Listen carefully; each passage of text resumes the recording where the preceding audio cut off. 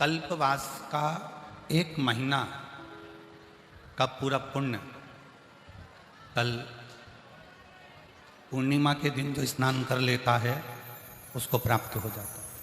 सतुआ बाबा जी अभी कह रहे थे कि कल्पवास का पूरा 1 महीने का पुण्य, 1 महीने का पूरा पुण्य केवल 1 दिन माघी पूर्णिमा के दिन स्नान करने से प्राप्त हो जाता है। और कितना शिव की करुणा, शिव की दया, आपका विश्वास, आपकी भरोसा, आपकी दृढ़ता कि आप भगवान शंकर की अविरल भक्ति में डूबते हुए, शिव नाम में डूबते हुए इस पवित्र पावन प्रांगण में बैठकर भगवान शंकर की कथा का लाभ ले रहे हैं।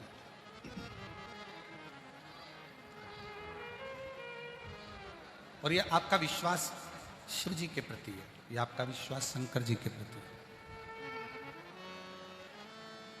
और जो विश्वास के बल पर आता है शिव उसकी झोली खुशी से जरूर भरकर भेजता है, ये निश्चय।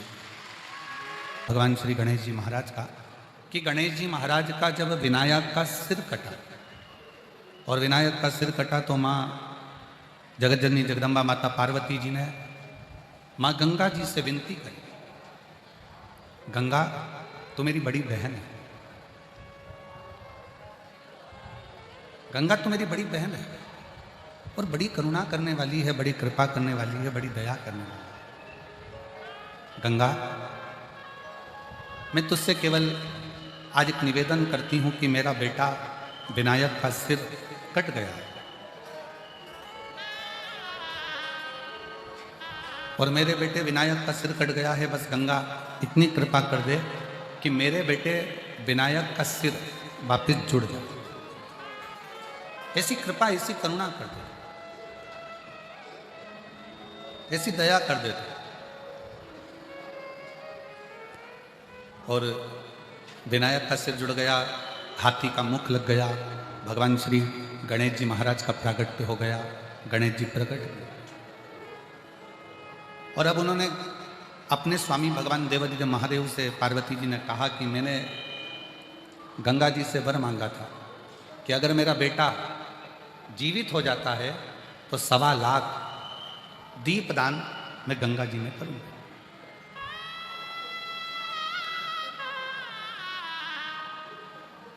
और कितने किस्मत वाले हो, जरा विचार करिए, जिन गंगा जी के चरणों का निवेदन कर कर स्वयं पार्वती जी संकल्प लेकर भगवान गणेश जी महाराज को जीवित कर सकती हैं, वही गंगा के घाट पर बैठकर आप और हम शिव महापुराण की कथा को श्रवण करें।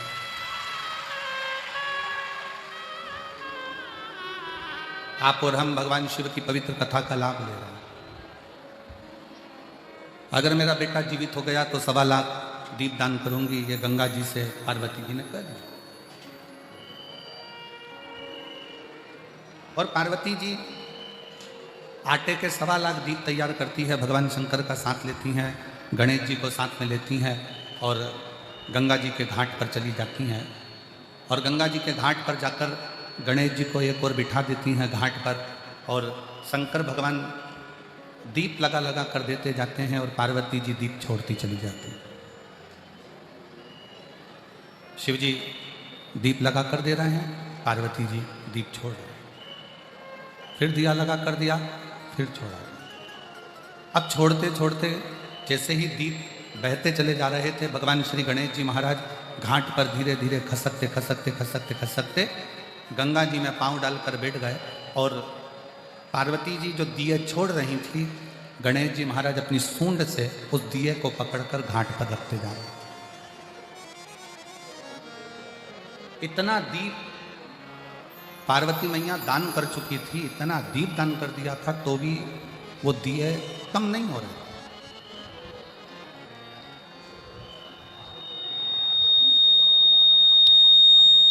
इतना दीप दान करने के बाद भी वो दीप कम नहीं हो रहे, वो दिए कम नहीं हो रहे।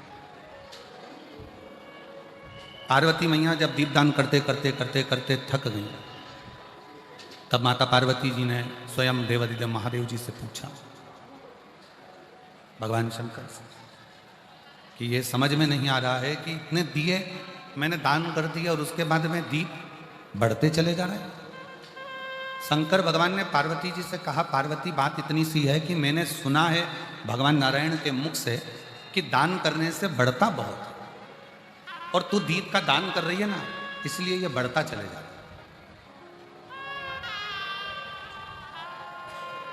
दीपदान करने से ये बढ़ रहा है।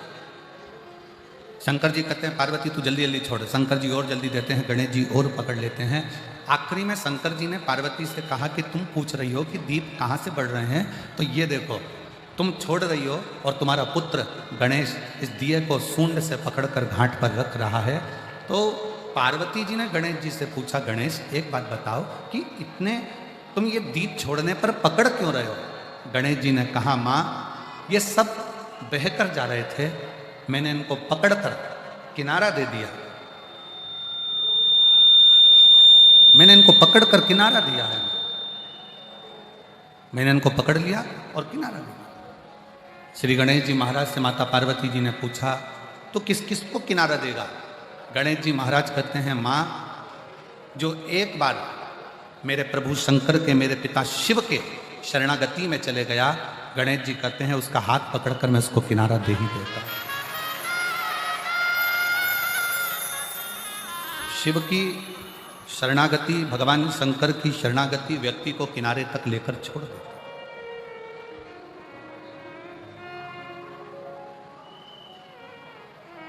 आप भगवान शंकर का गुणगान करते हुए, भगवान शिव का मंत्र जाप करते हुए, भगवान शिव का नाम जाप करते हुए जब आगे बढ़ते हो तो मंजिल निश्चित हो। महापुराण की कथा कहती है, महाराज पूर्णिमा का जो चंद्र है वो विशाल काय है, और उस चंद्र की पूर्णता में हमारी अभिलाषाएं भी पूर्ण हो। आप आस्था चैनल के माध्यम से जितने लोग कथा सुन रहे हैं, फेसबुक यूट्यूब पर जितने कथा सुन रहे हैं, और कुबेरेश्वर धाम में जितने कथा सुन रहे हैं, आप में से कितने लोग हैं जो पूर्णिमा का व्रत करते हैं? जो माताएं करती हो जरा हाथ उठाइए। पूर्णिमा का व्रत जो करती है, करते हो ना आप लोग? रखिए हाथ। अब पूर्णिमा के व्रत में आपने कई बार किताब पढ़ी होगी पूर्णिमा की, या आपने व्रत किया होगा, या पूर्णिमा का व्रत आप धारण करे होगे, तो उसमें पूजन कौन से भगवान की होती है? पूर्णिमा के व्रत में किस भगवान की पूजन होती है? तो कहा पूर्णिमा के व्रत में केले के खंभ लगाकर पूर्णिमा का जो अध्यापन होता है, पूर्णिमा की जो पूजन होती है, उस पूजन में शंकर और पार्वती की पूजन की जाती है, शिव और नारायण की पूजन करी जाती है, शंकर और पार्वती का स्मरण किया जाता है। किसकी पूजन होती है? शिव पार्वती।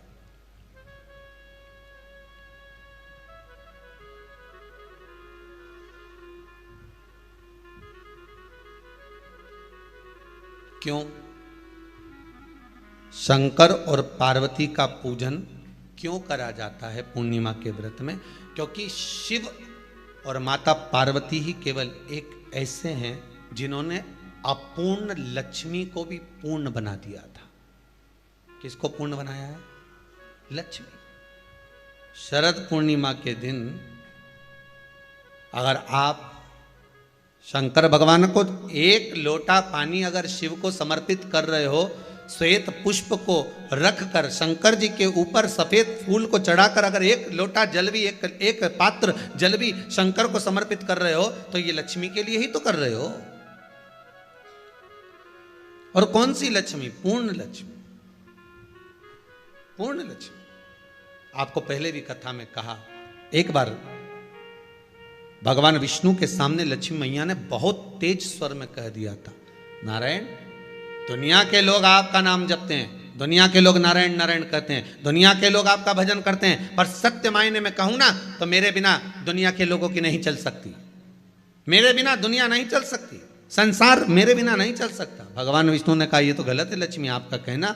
एक दिन लक्ष्मी को अहंकार आ गया, अहंकार के संबोधन जब माता लक्ष्मी करने लगी तो भगवान उसी समय पर भगवान विष्णु को क्रोध आ गया, और भगवान विष्णु ने कह दिया लक्ष्मी तू इतनी बड़ी बड़ी बात कहती है कि तेरे बिना नहीं रह सकती संसार। मैं तुझे कहता हूं लक्ष्मी तू अपूर्ण है, तू अपूर्ण है, तू पूर्ण कब हो गई?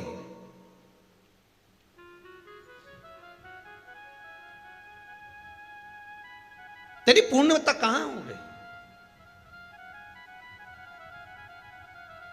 लक्ष्मी की आंख से आंसू बहने लगे। आज आपने मुझे अपूर्ण कहा है।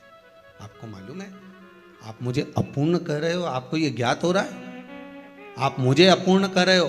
भगवान कहते हैं हाँ लक्ष्मी मैंने तुझे अपूर्ण कहा है। अपूर्णता का मतलब आप जानते हो ना? भगवान कहते हैं लक्ष्मी मैं सब जानता हूं। लक्ष्मी रोती हुई माता सरस्वती के पास पहुंच गई। सरस्वती ने पूछा क्या बात है लक्ष्मी, क्यों रो रही हो? लक्ष्मी जी ने कहा क्या बताऊं सखी, मेरे पति ने आज मुझे अपूर्ण कह दिया है। तो क्यों रो रही है तू? अपूर्ण अगर कह दिया, पति ने ही तो कहा है ना, तो क्यों रोना? चल मेरे साथ में। और सरस्वती मैया माता लक्ष्मी को लेकर सीधे पहुंच गई माता पार्वती के यहां। माता पार्वती के यहां जब पहुंची है, माता पार्वती जी ने लक्ष्मी जी को देखा और सरस्वती को देखा तो पूछा कि बात क्या है, क्या हो गया ऐसा, क्या हुआ, क्या है ऐसा जो तुम दोनों आज मेरे पास में आई? क्या हुआ? पार्वती जी कुछ बोलती, शिव जी का ध्यान माता सरस्वती की ओर और लक्ष्मी की ओर गया और भगवान शंकर जान गए कि आज भगवान नारायण ने लक्ष्मी जी को अपूर्ण कहा है। अब देखें माता पार्वती क्या कर सकती है, इसको पूर्ण बनाने के लिए करेगी क्या? क्या हुआ? माता सरस्वती जी बोली लक्ष्मी को अपूर्ण कह दिया। अपूर्ण कह दिया? हाँ, तो क्या सोचना उसके लिए, इसको मैं अभी पूर्ण बना देती हूं। माता जगत जननी पार्वती ने गोदी में विराजमान गणेश जी को उठाया और उठाकर लक्ष्मी जी की गोद में दे दिया। ले लक्ष्मी, आज से तू पूर्ण हो गई। लक्ष्मी आज से तू पूर्ण है। गोदी में जब तक संतान नहीं है तो नारी को लोग अपूर्ण समझते हैं, पर माता पार्वती जी ने संपूर्ण ब्रह्मांड में एक सिद्धता प्रदान कर दी कि अपने गोदी के लाल को, अपने गोदी के पुत्र को माता ने लक्ष्मी की गोद में देकर लक्ष्मी को पूर्ण बना दिया। पूर्णिमा के नारियों को, स्त्रियों को अखंड सौभाग्य के लिए जो नारी वैधव्य नहीं होना चाहती है उस नारी को पूर्णिमा के कितने व्रत करना चाहिए? जिस नारी के यहाँ संतान नहीं हो, औलाद नहीं हो, उसको पूर्णिमा के कितने व्रत करना चाहिए? जिस नारी का पुत्र, पति बहुत बीमारी से ग्रसित हो, लग रहा हो कि ये मेरा बेटा बहुत बड़ी बीमारी में घिरा हुआ है, तो नारी को कितने व्रत करना चाहिए? स्वयं भगवान कृष्ण ने माता यशोदा को द्वापर में भी बताया है कि पूर्णिमा के 32 व्रत होते हैं। कितने व्रत होते हैं? 32।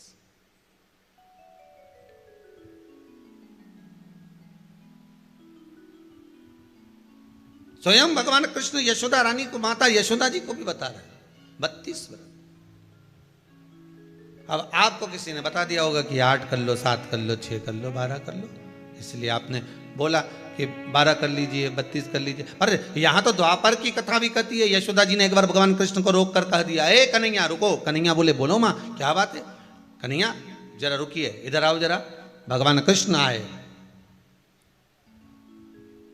हाँ माँ बोलिए। किस जगह का प्रसंग है ये?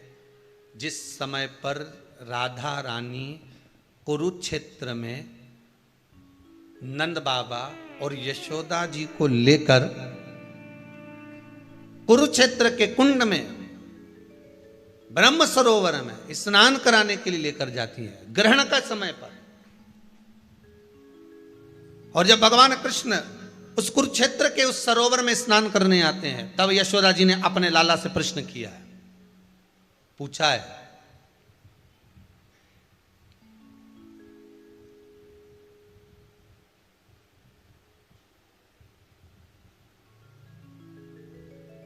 कि नारी वैधव्य होकर ना मरे।